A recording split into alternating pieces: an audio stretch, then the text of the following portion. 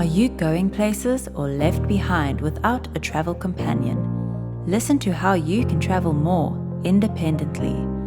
Dr. Mary Travelbest will bring you the best tips and her travel mistakes so you can benefit. Welcome to Dr. Mary Travelbest's Travel Guide on Fairbanks, Alaska. We share the travel tips and guide you, sharing our missteps along the way. Are you a woman? Do you travel? What's on your bucket list? Please share that with me. You can tell me via the social media or blog or any way you like. I'm going to talk about your FAQs, your special travel questions, as well as share some of my mistakes and missteps in travel. And because I've made just about every mistake, you don't have to. I started traveling solo at 15. I wrote the world's first guide to independent travel in 1993. And since then, I've been traveling all around the world and making lots of mistakes so that I could help you learn lessons. My travel experiences are rich and meaningful, and I want to share them. So in this episode, the FAQ is, how do I apply for a travel document? The destination is Fairbanks, Alaska. The lesson learned is, even in Alaska, you can sweat a lot. The travel tip is, try a new kind of travel. So let's begin with the FAQ. How do I apply for a travel document? And here's the answer. If you're planning to visit another region, please check with your State Department website. The show notes have all the details on that.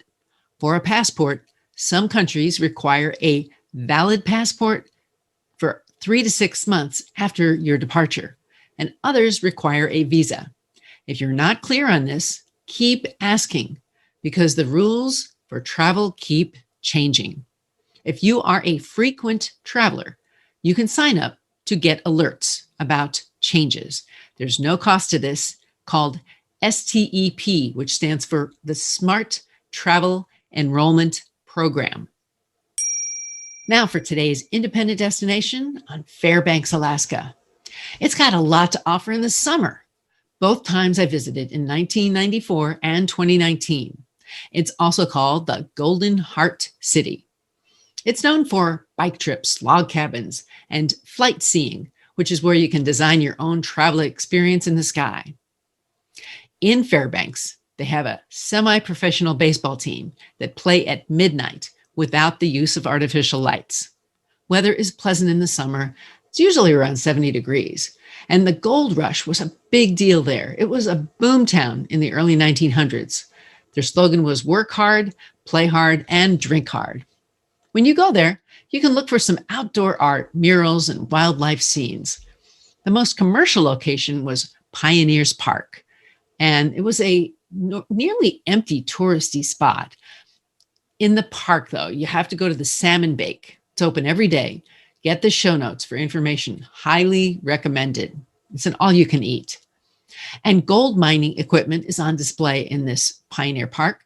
You can also see the oil pipeline. That's right, the Trans-Alaska Pipeline. You can see it right from the road. You also find sled dogs and maybe get a canoe and paddle upstream or downstream. We visited the city nearby called North Pole. We went into the store. We met with Santa Claus. We shopped for anything that was Christmas. The town of North Pole has candy cane striped streetlights. The walls of the store are covered with children's letters to Santa. The streets are named Kris Kringle Drive and Mistletoe Lane. You'll love it. We spent an afternoon in the hot springs at the nearby Chena River and Chena Lake Recreation Area, and hiked a few of the nature trails too. It was very hot and muggy, buggy, and sunny. I loved visiting the Howling Dog Saloon, so go there if you can. What a way to spend a day. They had a live concert. They did a fundraiser for a local charity. We met the owner, had a few beers. What a day. And the Silver Gulch is across the street for a more refined dining establishment. Today's lesson learned is that even in Alaska, you can sweat a lot. So we didn't have air conditioning in our hotel. It was uncomfortable. That was hard to imagine, right? The temperature is normally pleasant in the summer, so the hotels don't all have AC. Ours didn't. We had a fan, which helped. My lesson learned is be prepared for any weather condition. And now for advice. Try a new kind of travel. Maybe you are an urban traveler. Try something different. Try a remote location for your next trip.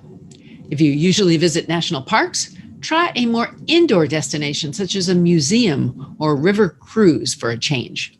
Make your life more adventurous by going away from what's popular today and find yourself. Thanks for listening to this edition of the world's first guide to independent travel with Dr. Mary Travelbest. If you want to know more, just search for me. And sure enough, you'll find me on the web, social media, and in podcast form. I'm looking for you to travel. So let me know what's on your bucket list. What's on your travel bucket list? Tell the doctor and her team of women who travel the world seeking the very best.